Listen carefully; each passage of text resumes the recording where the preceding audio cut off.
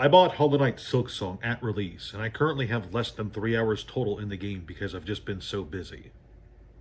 Being an adult sucks. Hey there, kiddos, and welcome back to the channel. I'm Uncle Frank, possibly a wizard, hoping that you guys are having a great day. And in today's video, I will be sitting back in my very squeaky chair, not relaxing because I will be talking while I work because I have 8 binders full of the old Decipher Star Wars collectible card game to go through and pull out and price check and organize and get ready for a sale because, yeah, I'm selling a big old collection of Star Wars stuff at some point in the near future. So while I go through this old card game and just try to get some work done in what little spare time I have, I figured we can have a little chat about the overall health of the card market in general, not towards the bigger games like Pokemon and Yu-Gi-Oh! And One Piece and Magic the Gathering, because while those are worth discussing, I instead want to give a bit of focus today to the smaller TCGs out there. 4 in particular. Star Wars, not this one, the other one. The other one. The one you guys think I hate, Star Wars Unlimited. I'd like to talk about that a bit. I'd like to talk about Neopets Battle Dome a bit. And talk about the situation there. I'd like to talk about Disney's Lorcana. And finally, I would like to briefly talk about Sorcery. Mostly because I feel like if I don't talk about Sorcery in a video like this, someone's going to break into my house and kill me with an axe. That is a legitimate fear I have now. You should see how some people message me about Sorcery. Those guys really like their game. So, Star Wars Unlimited. Let's get the worst out of the way.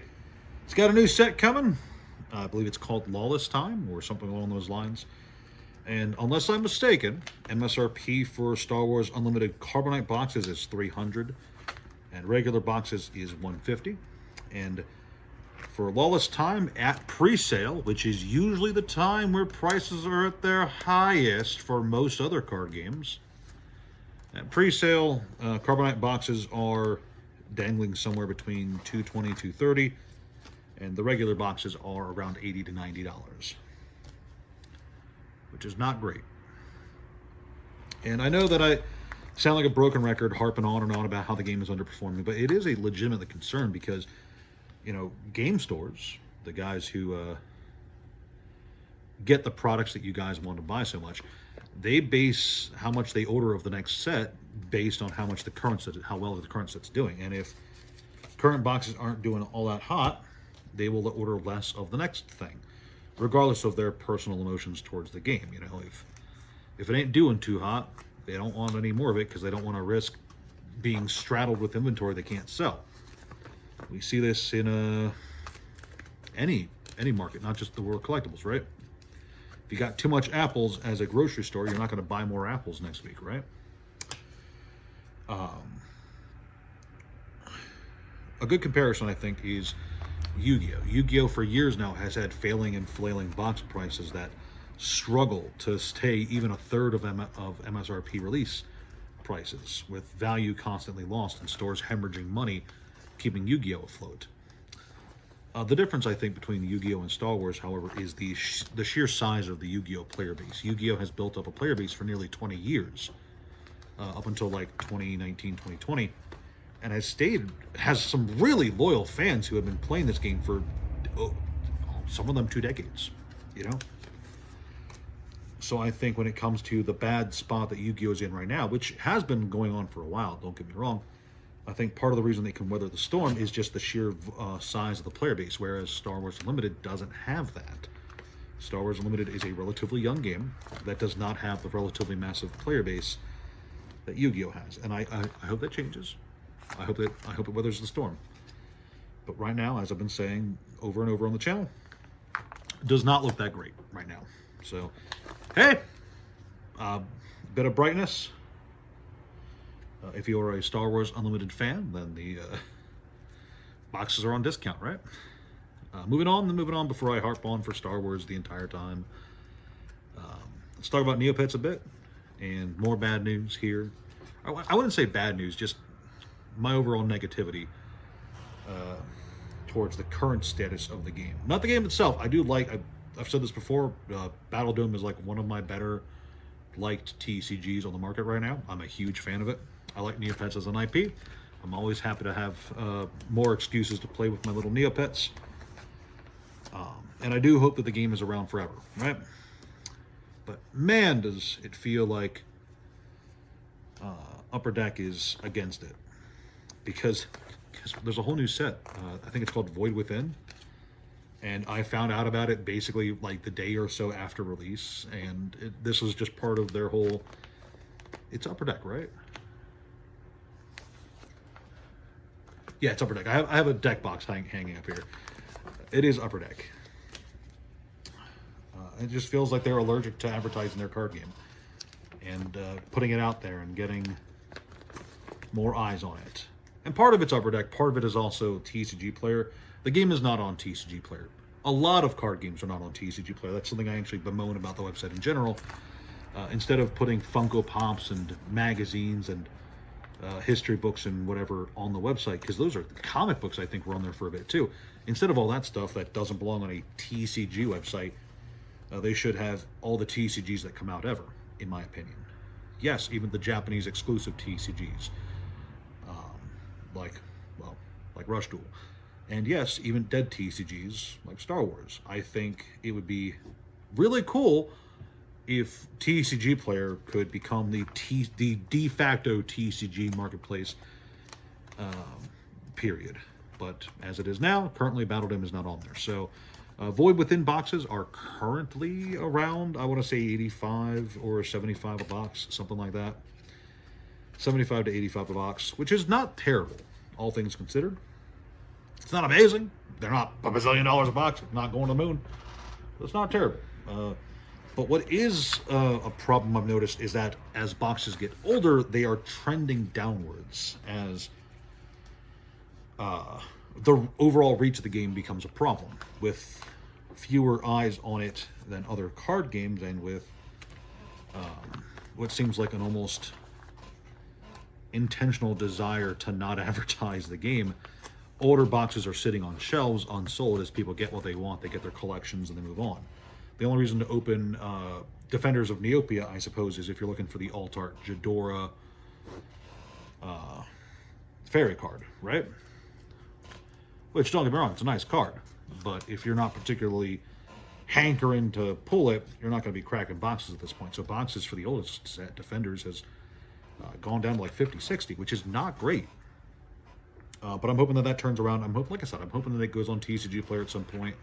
If anybody here is watching, works for TCG Player, come on, guys. Just give me the ability to sell all the card games on your platform so I don't have to use eBay. I would like to sell all my stuff through you guys. I like you guys just a bit more than eBay. I don't hate eBay. Their interface is not conducive to card game input. Moving on. Let's talk about Lorcana a bit. Time to be super positive, because Lorcana really, I can't stress this enough, Lorcana really turned it around, man. Winterspell's doing pretty solid.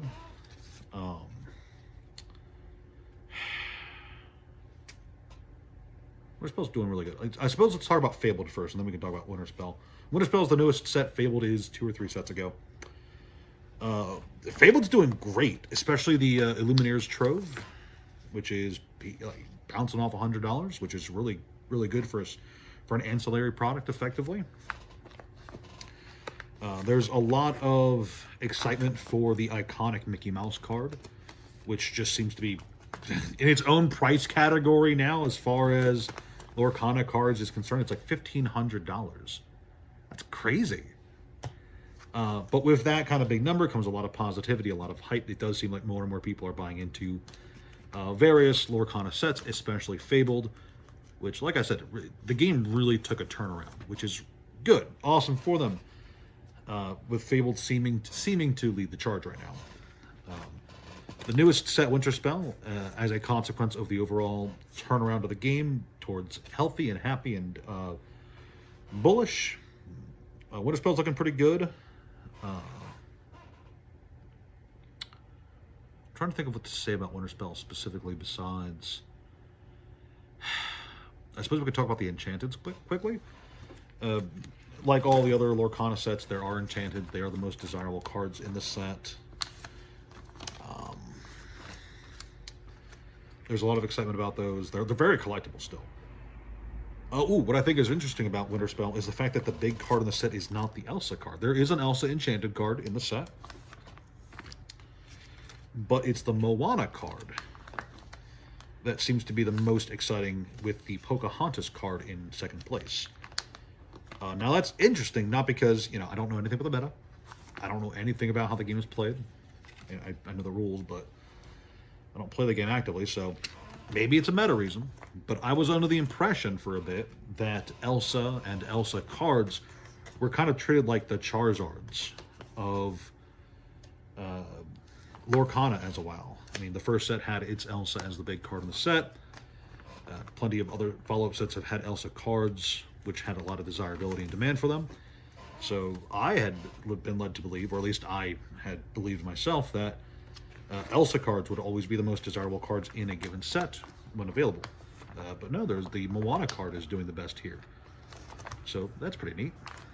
That's just a purely me thing. It's not a note of the market. Overall, the set's doing good. That's good. Good on you, Lorcana, for turning around. I bet everybody out there who was hoping for the game to succeed is really happy right now. And finally, let's talk about Sorcery. Let's talk about Sorcery before someone breaks in here, right? Looks like it's doing really good. Gothic boxes are 140, 150, something like that. Loads of positivity, though. Those foil cards have a lot of collectability. Some of them are vanishing off the market from just the new set alone. The Dragon Lord set did really well, and that, I think, brought a lot of people into the game in general. Just because it was a mini set, a specialty set that had a lot of collectability to it on its own. And then leading into Gothic, I think, had a lot of people super hyped about it, which is, it's good. You know, it's cool when something like that happens, just to see. It's cool when a specific product really seems to bring a lot of people in, because I think it informs companies and makes them more likely to do cool products like that. Dragon Lord did really good, had a lot of high success, and it, I think, contributed to Gothic itself being more purchased than other sets before it. And I think that will cause the company behind Sorcery to do more specialty sets like that. I hope that they don't flood the market. I don't think they will, because they still seem to be doing this 1 per year release thing. They seem really dedicated to that. But yeah, overall Gothic itself doing really great. Like I said, I want to say it's like around 140, 150 for a box, which is really good. All things considered, that will be, like I said, there is a Sorcery video coming. Don't worry, not truck. There is a Sorcery video coming, but I just want to say here in this overall coverage video that it's looking pretty positive overall. Anything else I want to say about Sorcery? Oh, they got Quentin Hoover. I was not aware that Quentin Hoover was doing art for Sorcery. I am rather fond of his particular art style. I was going through the galleries and going through card prices for it, for Gothic, and I noticed he had a few cards there. And I was like, oh, it's Quentin Hoover. I recognize that. I'm very fond of his art style. He's one of my...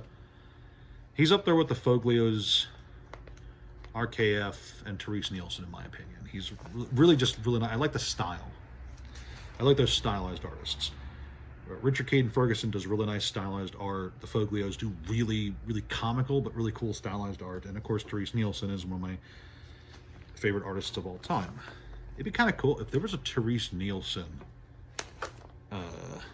Sorcery card. I think that alone would be enough to get me to start buying boxes just to pull it on the channel. Is there anyone else? Rebecca Guay, I think, is also really solid. I like some of her art. Is there any other artist that like really sticks out to me as like just super memorable? No, I think those are probably the big ones. Do I like Nielsen or the Foglios more? I suppose it depends on the day, because I really... Therese Nielsen did more cool art, But some of the Foglio cards are just hyper memorable just because they're unique cartoony style, you know? It's hard to say. But I suppose I'm getting off track. What I want to say in this little section of the video is that Sorcery's doing good. It's got some cool art, and it still has a lot of people hyped and excited about it. So I look forward to giving you guys the full breakdown for that in a future video. But for now, overall, the card game market continues to be very excited, very hyped up, with a lot of people being... Some people being irrational. It is tax season, so they're getting their extra money and they're throwing it immediately into new releases and such without really a care in the world. Some of them just want to crack products. Others think that they are making an absolute killing in the short term or long term. But overall, nothing new under the sun, but there's a lot to be positive about. Even for Star Wars Unlimited. I know that it seems like I'm a Debbie Downer on that game all the time, but if the game survives... The discount boxes right now are going to be seen as really smart purchases in the long term if it survives. You know, I'm not buying Carbonite boxes right now, but in an alternate universe 6 years from now, it's actually the best card game ever, and I am currently shooting myself in the foot for not buying Carbonite boxes in the future timeline. I hope that I got that metaphor right, analogy right, whatever. Well, I'm getting off track. I still have loads and loads and loads of binders to go through. So thank you guys for joining me today.